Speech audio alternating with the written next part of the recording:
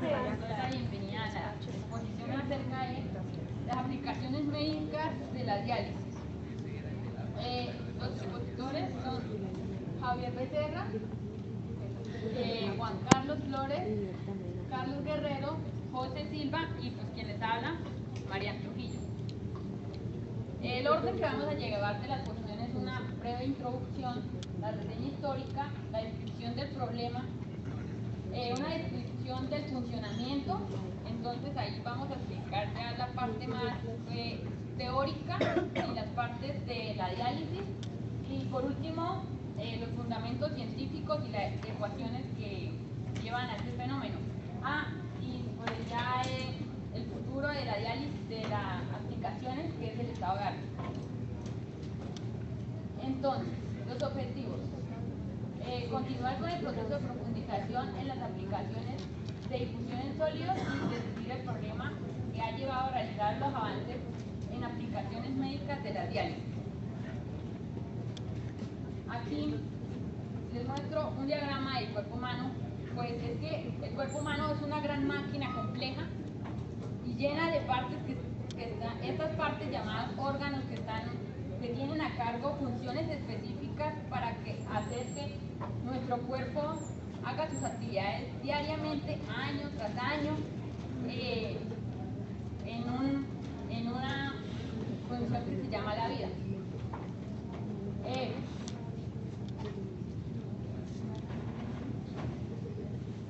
Dentro de estos órganos se encuentra el riñón, que es el órgano encargado de purificar la sangre, de filtrar los desechos y de regular otras funciones elementales para el cuerpo. Pero en algunas veces, pues el riñón falla y entonces nuestro cuerpo se desestabiliza de alguna manera, y entonces por los avances de la ciencia y la tecnología, pues entonces se han descubierto tratamientos para poder reemplazar la función que hacen los riñones sanos, y pues a ver si nosotros podamos sobrevivir. Estos tratamientos, el más común es la diálisis, y pues el otro es que se reemplacen los riñones, pero la lista de donantes es muy larga, entonces pues es más viable el tratamiento de la diálisis. La diálisis, las aplicaciones más comunes es la diálisis peritoneal y la hemodiálisis.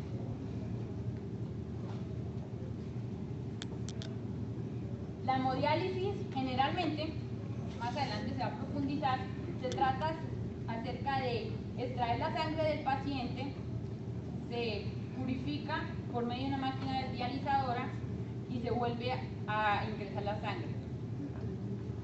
Y la otra es la diálisis peritoneal, que entonces por medio de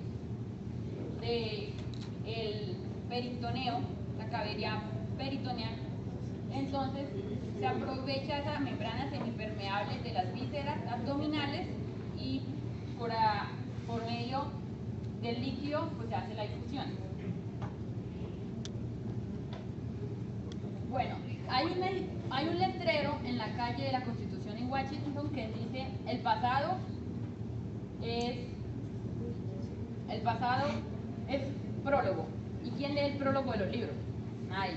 Pero nosotros tenemos que respetar nuestros ancestros, porque gracias a ellos nosotros tenemos las bases científicas las ideas y las bases científicas para el desarrollo que tenemos hoy en día. Entonces, este era el tratamiento que se realizaba a los pacientes urémicos en el siglo XV, y obviamente, como pueden ver, pues hoy en día con la demanda de tantos enfermos de ella, entonces pues ese tratamiento no se va a aplicar. Entonces fue en 1854, cuando Thomas Graham, por medio de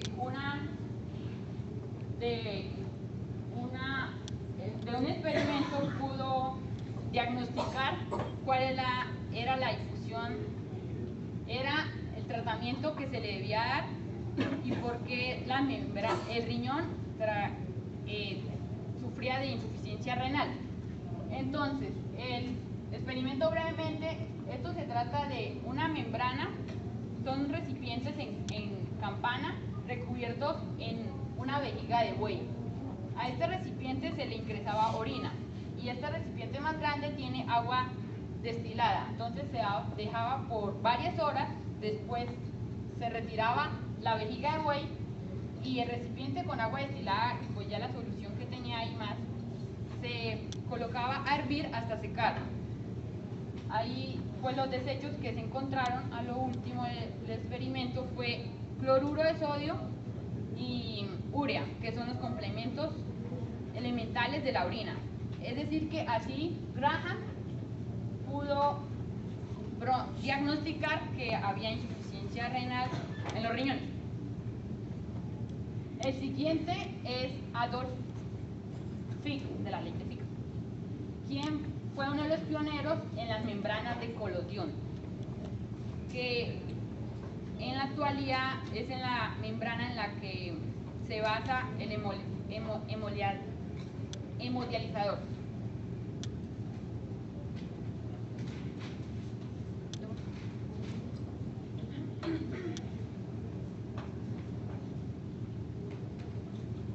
En 1924, George Haas hizo la primera hemodiálisis a una persona.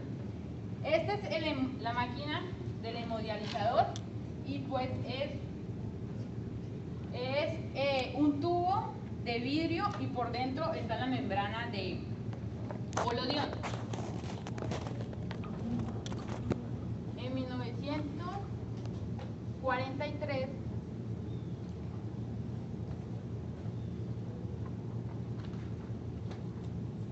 el señor Koch desarrolló el hemodializador de tubo rotatorio y este es el riñón artificial en esa época.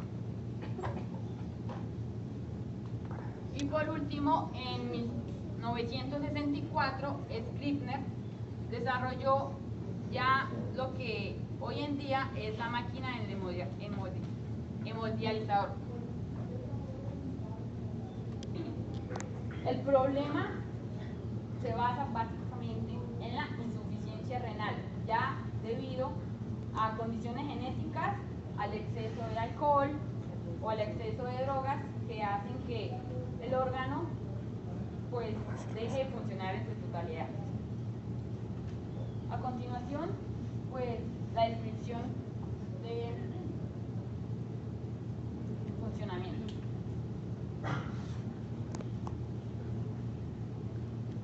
Buenas tardes. Yo les voy a dar una descripción sobre el funcionamiento de la diálisis y voy a explicar cómo funciona.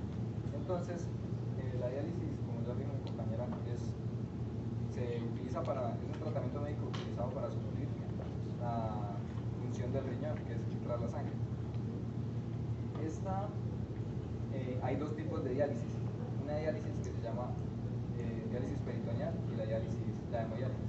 Generalmente la diferencia principal entre estas dos es que la diálisis peritoneal sucede en el cuerpo del paciente, mientras que la hemodiálisis sucede afuera del paciente, una máquina que se llama hemodializador. Entonces nuestra presentación está enfocada sobre la hemodiálisis, así que les voy a hablar más acerca de esto. Entonces, la hemodiálisis se basa en sacar la sangre, tomar un suministro de sangre del paciente y llevarlo hacia el dializador con el fin de filtrar. Entonces, dentro del dializador lo que se va a hacer es se va a poner en contacto esta sangre con un líquido en coax denominado dializador, y que va a remover las toxinas, las impurezas, los desechos y los excesos de líquidos de la sangre, y posteriormente va a ser regresada al cuerpo del paciente. Entonces es importante garantizar de que la velocidad con la que se extrae la sangre del paciente va a ser la misma con la que va a ser regresada al cuerpo. Entonces para hacer esto, para poder extraer la sangre, se necesita un acceso vascular. Entonces existen tres tipos de acceso vascular. El primero se llama una fístula, que es la unión entre una vena y una arteria de forma natural mediante un procedimiento quirúrgico. Entonces lo que se busca es fortalecer la vena por medio de la arteria, porque esta se debe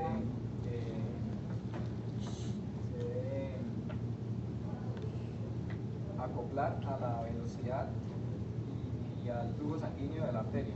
Entonces se va a fortalecer y pues, generalmente este proceso toma una recuperación de 3 a 6 meses.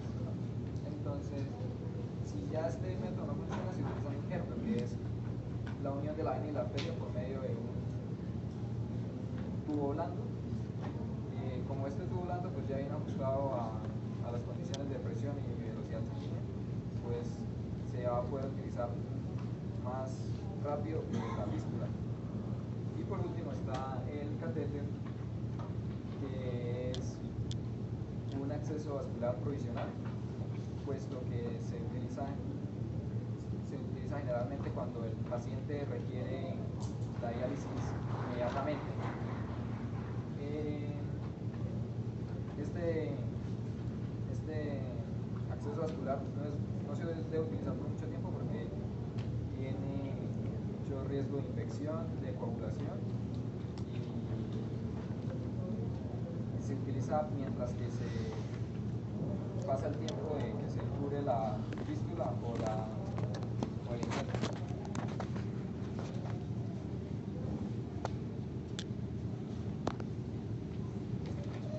Bueno, como mis compañeros mencionaban antes, la hemodiálisis consiste en retirar la sangre del paciente enfermo y purificarla mediante un dializador.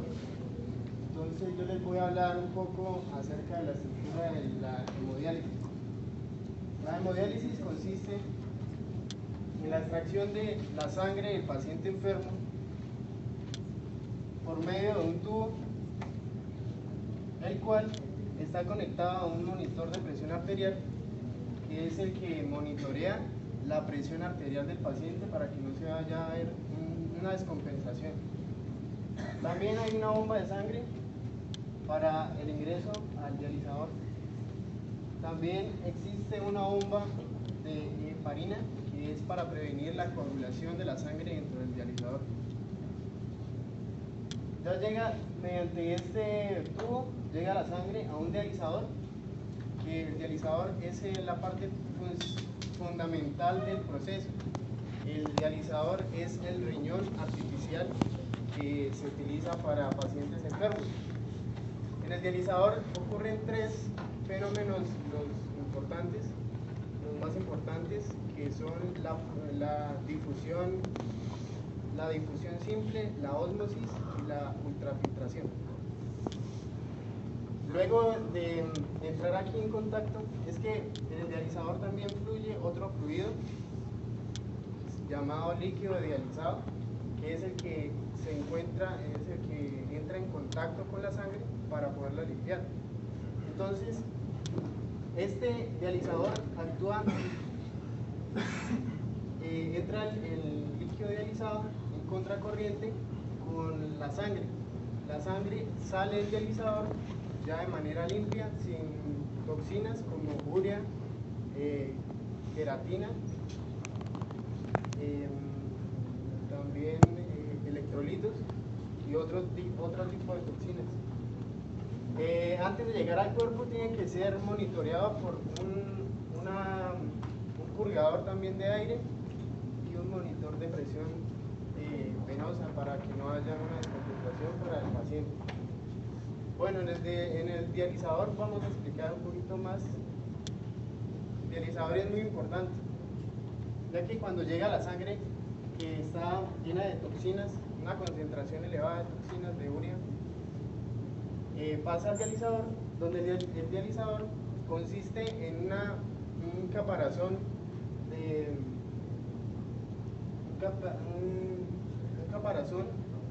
donde dentro hay miles de tubos capilares, los cuales son hechos de una membrana semipermeable. La membrana semipermeable tiene poros que permite el flujo de la concentración de urea al fluido dializado.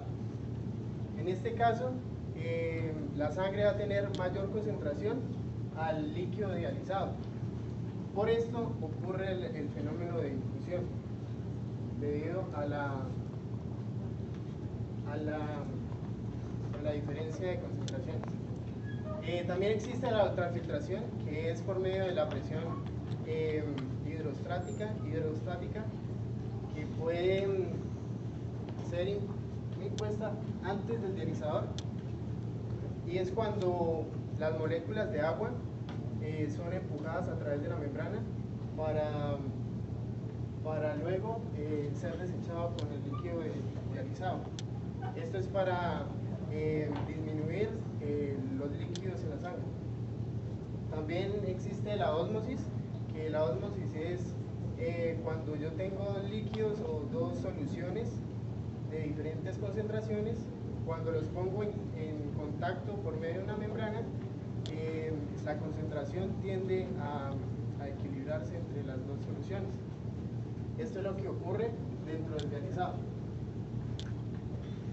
Como podemos ver, en el dializado existen estos tubos capilares, que son los que son hechos de una membrana semipermeable, los cuales dejan pasar las toxinas, las moléculas más pequeñas, mientras las más importantes, como los glóbulos rojos, los glóbulos blancos, van a pasar normalmente para la sangre, que luego vuelve al paciente. Como les dije, la difusión existe principalmente por la diferencia de concentración, por el gradiente de concentración que hay de la sangre. En este caso va a llevar una concentración mayor de urea, mientras que el líquido va a tener una concentración de urea menor o casi nula. También existe la convección por medio de la ultrafiltración, ya que es un gradiente de presiones los que actúan en este fenómeno, ya que las moléculas de agua sometidas a una presión van a pasar de un lado hacia el otro por medio de la membrana. Entonces, podemos decir que la difusión más la convección podemos hablar de diálisis. Aquí observamos un dializador más o menos en la vida real. Aquí podemos ver los tubos capilares que son hechos de la membrana semipermeable, donde llega la sangre. Por medio de esos tubos va a pasar la sangre. Dentro del recipiente va el fluido de dializado, que es el que me va a absorber todas las toxinas y me va a disminuir la concentración de urea en la sangre. Aquí podemos ver ya la máquina de hemodiálisis, y aquí más o menos lo que se ve en los hospitales.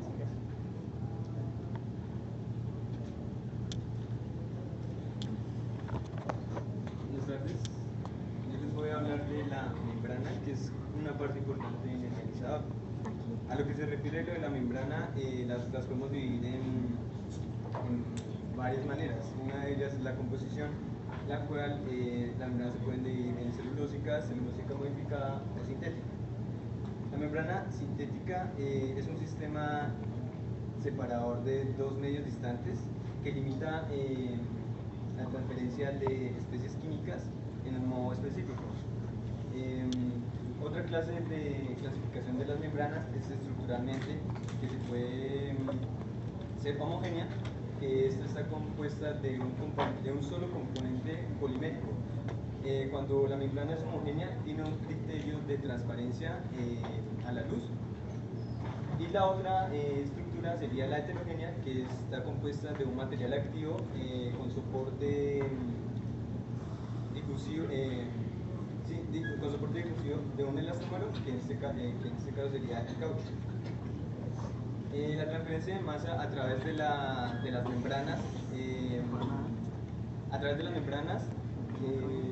son producidas por la difusión de partículas individuales y también por un flujo convectivo que ese flujo convectivo es inducido por un campo eléctrico o por un gradiente de concentración, de presión o de temperatura.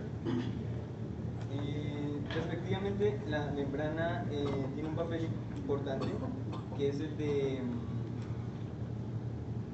cuando están intermedios de dos fases. Ella siempre ejerce un control selectivo entre el transporte de materia entre las dos fases. Las membranas tienen una propiedad en común, ¿cuál es? Que restringen el paso de diversas sustancias, de diversas especies químicas de modo específico. Ya metiéndome más en la parte de fenómenos de transporte, el proceso de separación que hace la membrana es debido a las diferencias en las velocidades de las especies químicas en la interfaz. La velocidad de transporte y pues a lo cual la magnitud del flujo son llevadas directamente por las fuerzas, por la fuerza que es atacada los componentes individuales, también por la movilidad y la concentración que tiene la interfaz. La movilidad depende específicamente de la estructura, del tamaño molecular que tiene el soluto, y también por la estructura física de la membrana. A lo que se refiere a la estructura física es que también depende de la dureza, de la cristalinidad, de la flexión de la cadena del polímero, del tamaño del poro, y pueden haber más defectos, bueno, depender de más cosas físicamente. Y la concentración del soluto depende fundamentalmente de la compatibilidad química que tenga el soluto y el material de la interfaz. Actualmente, en los procesos de síntesis y de polimerización, se están llevando a cabo, se están creando membranas a partir de propiedades biológicas, que obviamente estas propiedades afectan directamente con la biocompatibilidad que tienen esas membranas. Una de ellas es el cuprofán. El cuprofán es la membrana que más le hicimos énfasis en este trabajo que hicimos nosotros, porque cumple con los requisitos, o sea, es más apropiada a un dializador, como le explicó mi compañero Carlos. Esa membrana, esa cuprofán, es un tipo de membrana que tiene células regeneradas o hemicelulosas, que mediante una disolución de hidróxido de cobre mediante un medio amoniacal origina derivados de esta membrana, pero con diferente que caracteriza la estructura.